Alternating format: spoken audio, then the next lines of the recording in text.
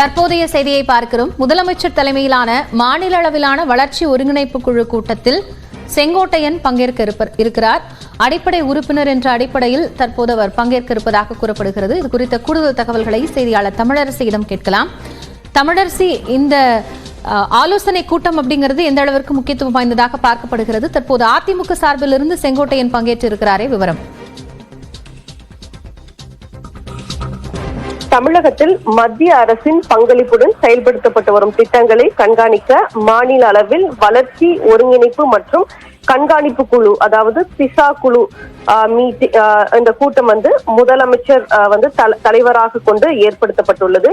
இந்த குழுவுடைய கூட்டம் தலைமைச் செயலகத்தில் இன்னும் ஓரிரு நிமிடங்களில் துவங்க இருக்கிறது. இதில் பங்கேற்பதற்காக அதிமுக முதலமைச்சர் தலைமையில் இருக்கக்கூடிய இந்த கூட்டத்தில் பங்கேற்பதற்காக அதிமுக தரப்பிலிருந்து செங்கோட்டையன் வந்திருக்கிறார். அதே போல நாடாளுமன்ற உறுப்பினர்கள் TR பாலு, தொல் திருமாவளவன், துரை வைகோ, சுப்பராயன், மாணிக்கம் தாகூர் உள்ளிட்டோரும், அதே போல சட்டமன்ற உறுப்பினர்கள் மற்றும் அரசு துறை உயர் அதிகாரிகள் இந்த கூட்டத்தில் பங்கெடுத்திருக்கின்றனர்.